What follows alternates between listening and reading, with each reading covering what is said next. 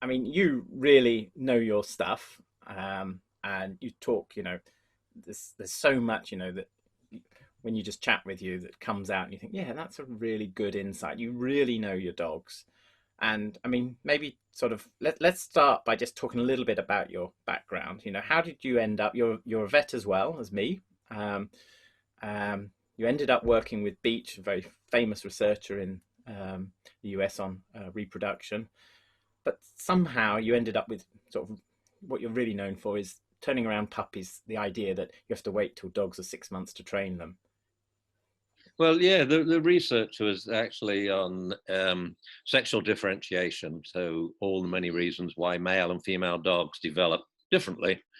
And we first studied mating behavior, of course, and then secondary sexual characteristics, urination postures, of which, of course, hierarchical position and aggression is one. And so that was my big focus, looking at the development of social hierarchies, sex differences.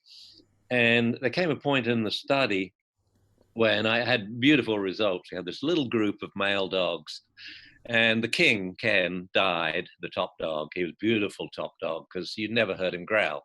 He was just so cool, man. It's like, hey, can I have my bone back? And no one ever threatened him.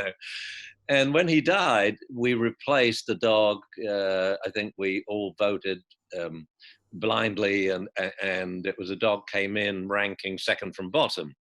But when we ran the hierarchy tests, we had a perfect inverse correlation with weight. So the top dog was Eddie, like the runt of the group. The second smallest dog was the second highest dog, and so on. And this was perfect. I mean, the male hierarchy was set in stone. We tested it every day. It was always the same. How did you So test it? Just out of pardon? interest, how did you test it? We would use a valued commodity. We usually used a big old oxtail, nice Okay. juicy bone. And we did it two ways: two dogs in there, and then we throw in the bone. So that's the equal opportunity test. And then we would tell, after a dog has had undisputed possession of the bone for 90 seconds, we'd take him out, put him in a holding area. And then we had the equal opportunity, the affirmative action test, where the loser would get the bone to chew on for 30 seconds. And we let out the other dog.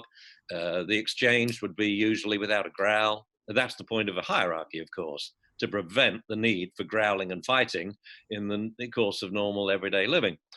We had another test where we had a group, 5 dogs, or we had a group of 24 dogs, which was adults and puppies, and we throw in the bone.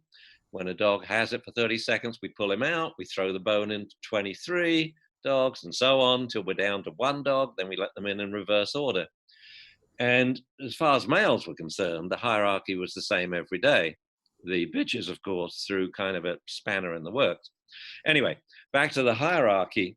When I looked at this, I realized to make sense of this, we have to have puppies. So I went into Dr. Beach, I showed him the results. He glanced at it because I'd shown it to my postdoc and my undergrads, and they didn't get it. He got it like that.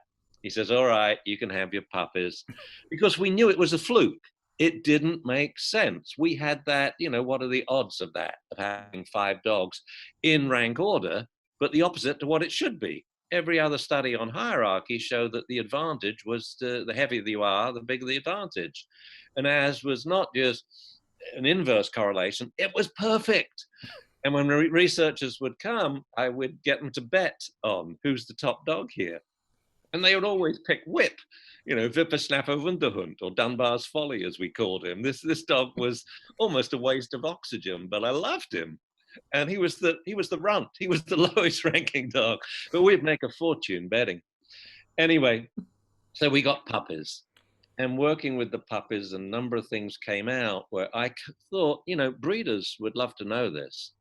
Like temperament, not only was it malleable, it could happen in an instant. You could absolutely make over the dog's temperament from being a total belligerent pain in the butt to a real nice low key individual. And it happens like this. And I thought, wow, because at the time, everyone thought temperament was set in stone, Hmm. and it was immutable. It was due to genetic heredity. So we showed this enormous social influence.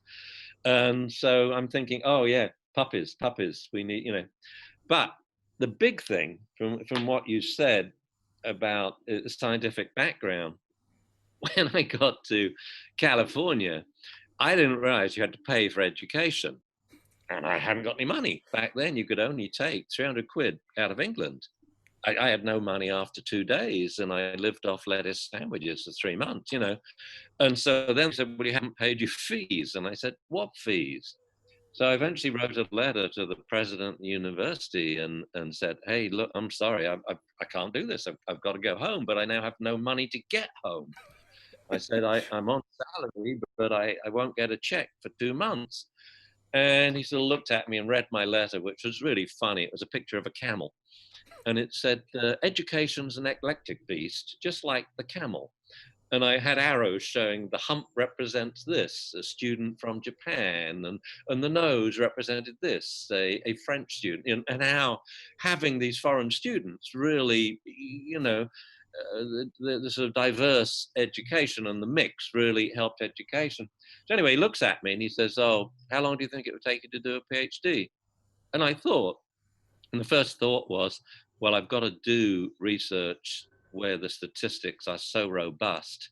It passes what's known as the intraocular traumatic test. The results are so obvious when you grass it out in histograms before and after that the difference, the gap between the two populations, hits you between the eyes. So when you visualize the data, you actually don't need statistics because it's going to be p.001. So before I answered him, I was thinking, what study can I do where all my p-values are at least 0.01? And I said, yeah, I think I can do it in 2.5 years. So he said, you got a fee waiver for 2.5 years. So once I did that study, and it only took me like 3 weeks to do the research and write it up, and it was the second shortest PhD in psychology, and I think the third shortest in the university. The shortest PhD ever done was a one-page math group. Yeah. I was looking at all these, what could I pass through? Because I just couldn't afford to pay for education. But that then became my way of looking at research. I don't want to do like cognitive research or personality research where you have to use, an analysis of variance and you're using statistics that you can't grasp in your head. So I only wanted to use statistics that I could explain to a child what the statistical formula does. Okay, 1 second. That's dogs. Shush, please. Dogs, shush. I'm recording. Thank you. Hey, do I have to come in there? Everyone knows what's going on here. I'm losing street cred. Thank you. Good dogs. Sorry, we have 5 dogs in training at the moment. Oh, so anyway, yeah, the whole thing about being an academic, I do research where the statistics are beautiful. And of course, what's the best research to do? Dog training. Why? Dog training is about behavioral change. You expect a massive difference if you're actually training the dog. And so I love being in that field, and I've always have quantified everything I've done. So as I'm training a dog, I'm doing a running tally in my head of, say, what is the response reward ratio? How many responses am I getting for every single food reward I give, et cetera, et cetera? What's the response reliability percentage? And so I quantify everything. And so that's when I talk about training, it's not what I think, it's what I know. Well, most of the time. And sometimes I say things because I think, well, that'd be a good idea. And it's not actually true. But yeah. So many. So just in relation to that, first of all, when you say that thing about stats, I know exactly where you're coming from. And I know there's a story that Konrad Lorenz, he did exactly the same. He said, I don't understand stats. I just keep doing the study until the results are obvious. Well, he got a Nobel Prize out of it, so it did him all right. But, that's the other thing is an elegant experiment shouldn't need that complicated stats. And I find that now that you know, so often I get comments from referees and they're saying, "Oh, you should do, generalized linear mixed model," and I'm thinking, no, actually, we have one hypothesis that we're interested in, and only if that is true, and we can compare that Mhm. with a t-test or something like that, does anything else follow, rather than just chuck everything in and see what emerges. And there's this big problem, in psychology, what they call the replicability crisis, because there's so many studies where people say, oh, p equals 0.05, there's a significant result, but they've tranched about 100 different tests to get one result, which Yeah. has a 1 in 20 chance of being by random. So it's interesting to hear that.